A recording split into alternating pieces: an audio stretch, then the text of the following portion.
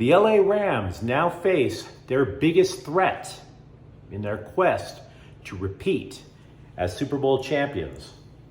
Hi there, I'm James the Faithful Angelino Sports. This is a special report. If you like the content that we put out about LA sports, don't forget to subscribe to the channel. We talk about all LA teams here, but this one was a little bit too important just to make a 30-second blurb about.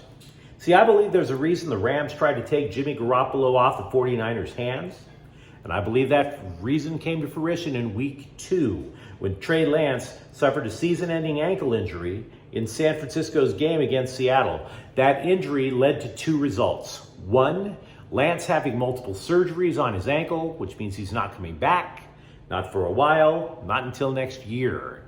And it also meant Garoppolo returned under center. Had the Niners released Garoppolo, their supposed boring, average, game manager type quarterback, and had the Rams scooped him up, Garoppolo would have never lifted San Francisco to victory, and moreover, the Niners season would be dead, done. They would be off the grid. Instead, the Niners are now the biggest threat the Rams face to win the NFC West again. And winning the West is essential for the Rams' chances to repeat. Remember, had they not won the West in last season, which almost happened, they would have been on the road.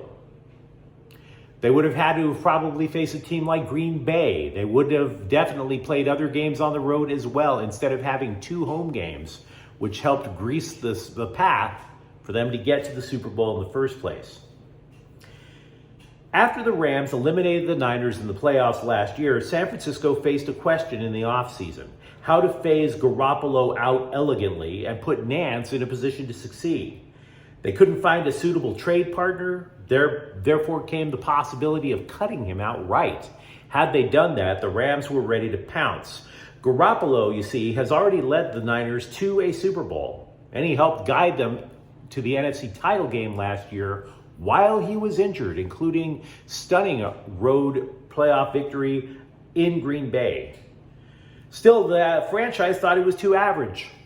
Blasé. Mina Kimes of ESPN didn't like him. They thought he wasn't enough to be a championship quarterback, so San Francisco traded assets to move all the way up to number 3 to land Nance, even though Nance only played 17 games for North Dakota State. Now, have you ever heard of North Dakota State? Before or since? And that guy only played 17 games for a school that you and I have never heard of. Still, the Niners wanted to get him because they fell for the illusion that we're going to break down in a moment of the quarterback that can throw and run. You might want an electrifying, playmaking, multitasking, fireworks-setting quarterback, but that's not going to win you a title. For that, you need a stable one. See, until Garoppolo entered the Seattle game, which happened because Coach Kyle Shanahan foolishly decided to utilize Lance's legs, San Francisco had a profound difficulty scoring.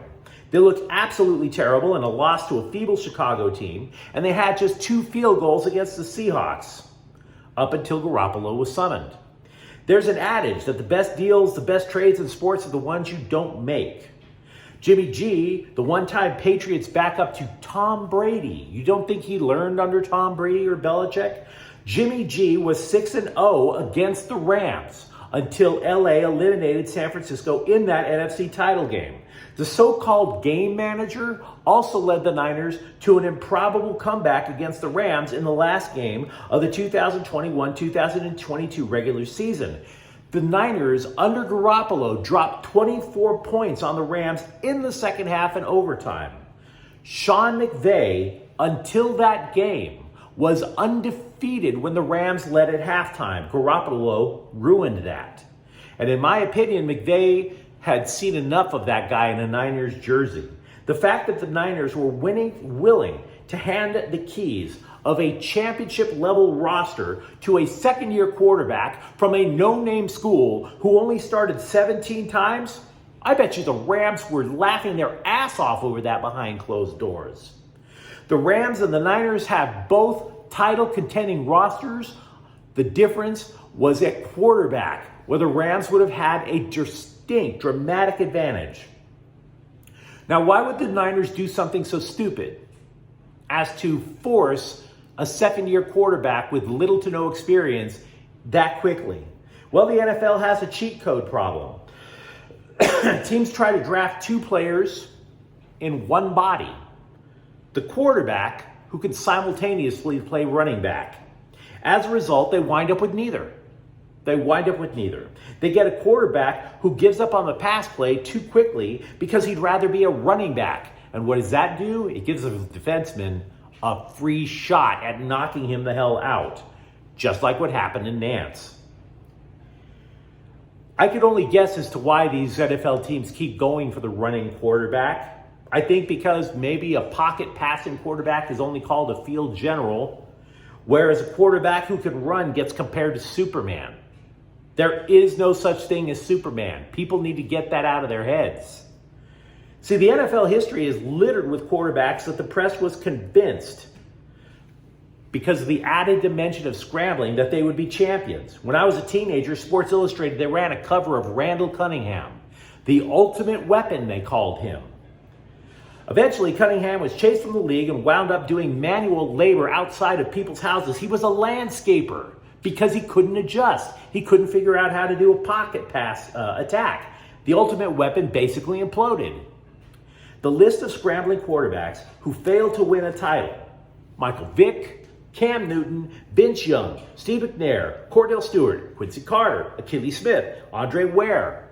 And before you sit there and think, wait, are you being a racist here? Because that includes also a list of Fran Tarkington, Jim Zorn, Doug Flutie. The list of scrambling quarterbacks to win Super Bowls?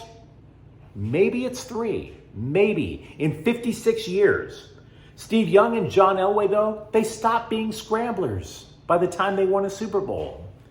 That would leave maybe Roger Staubach. Now, you would think NFL teams would get the hint, but they don't. You would be wrong. San Francisco didn't learn from the mistake it made when it promoted Colin Kaepernick. Now, it's not that Colin Kaepernick's social justice stances make him toxic to a lot of NFL teams. It's the fact that he never learned how to be a pocket passer. NFL defensive coordinators are not idiots. They scheme. They figured out how to stop the read option. And therefore, it became Kaepernick's job to adjust how he played. He did not. The last time we saw Colin Kaepernick, he led a 2-14 football team. 2-14, because he would not stop running. And the Niners went at it again with Trey Lance, basically cutting their own throats in the process. You don't root for injuries, but coaches shouldn't be putting their quarterbacks in a position to get hurt either. Asking Lance to run the ball is the same of Lamar Jackson, Marcus Mariota, Kyler Murray, Justin Fields, Jameis Winston, and even Josh Allen. Fundamentally reckless, putting your franchise quarterback in a position to get hurt, but that's what they do. Every quarterback holding a football is like a soldier holding a hand grenade without the pin.